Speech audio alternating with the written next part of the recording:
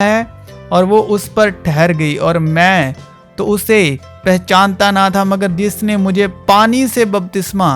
देने को भेजा उसी ने मुझसे कहा कि जिस पर तू रूह को उतरते और ठहरते देखे वो ही रूहुल कुद्स से बपतिस्मा देने वाला है। चुनाची मैंने देखा और गवाही दी है कि ये खुदा का बेटा है। जब सब लोगों ने बपतिस्मा लिया और यीशु भी बपतिस्मा पाकर दुआ मांग रहा था, तो ऐसा हुआ कि आसमान खुल गया और रूहुल कुद्स जिस्मानी सूरत में कबूतर की मानिंद उस पर उतरा, और आसमान से आवाज आई कि तू मेरा प्यारा बेटा है, तुझसे मैं खुश हूँ। तब यहोवा का ये वचन मेरे पास पहुंचा, हे मनुष्य के संतान, जब किसी देश के लोग मुझसे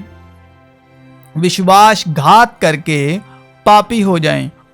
और मैं अपना हाथ उस देश के विरुद्ध बढ़ाकर उसका अनुरूपी आधार दूर करूं और उसमें अकाल डालकर उसमें से मनुष्य और पशु दोनों का नाश करूं,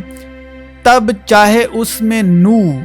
दानिएल और अय्यूब ये तीनों पुरुष हों, तो भी वह अपने धर्म के द्वारा केवल अपने ही प्राणों को बचा सकेंगे। प्रभु यहोवा की यही वाणी है। यदि मैं किसी देश में दुष्ट जंतु भेजूं जो उसको निर्जन करके उजाड़ डालें और जंतुओं के कारण कोई उसमें होकर ना जाए, तो चाहे उसमें वह 3 पुरुष हों, तो भी प्रभु यहोवा की ये वाणी है, मेरे जीवन की सुगंध ना वह पुत्रों को और ना पुत्रियों को बचा सकेंगे, वह ही अकेले बचेंगे, परंतु देश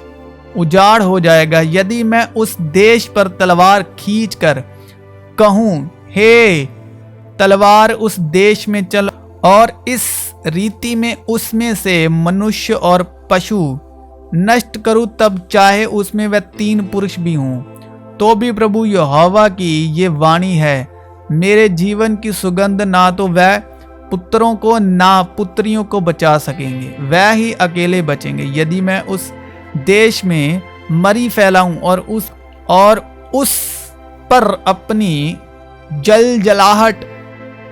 भड़काकर उसका लहू ऐसा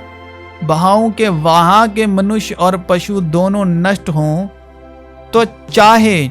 नूह, दानिएल और अय्यूब भी उसमें हो, तो भी प्रभु यहोवा की ये वाणी है, मेरे जीवन की सुगंध वह ना पुत्रों और ना पुत्रियों को बचा सकेंगे। अपने धर्म के द्वारा वह केवल अपने ही प्राणों को बचा सकेंगे, क्योंकि प्रभु यहोवा यूं कहता है, दंड चारों अपने पर यरूशलेम में पहुंचाऊंगा, अर्थात तलवार, अकाल, दुष्ट जंतु और मरी, जिनसे मनुष्य और पशु सब उसमें से नष्ट हों। इसलिए पहले तुम परमेश्वर के राज्य और उसके धर्म की खोज करो। यदि मसीह तुम में है तो देह पाप के कारण मरी हुई है, परंतु आत्मा धर्म के कारण जीवित है। पर हे परमेश्वर के जन, तू इन बातों से भाग और धर्म, भक्ति, विश्वास, प्रेम, धीरज और नम्रता का पीछा कर।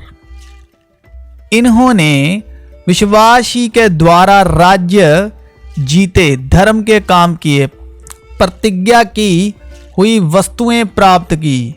सिंगों के मुंह बंद किए, उसको शुद्ध और चमकदार महीन मलमल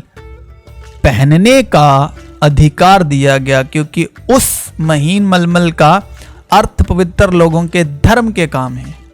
और हमें चेतावनी देता है कि हम अभिक्त और संसारिक अभिलाषाओं से मन फेरकर इस युग में संयम और धर्म और भक्ति से जीवन बताएं, परंतु उसी की ओर से तुम मसीह यीशु में हो, जो परमेश्वर की ओर से हमारे लिए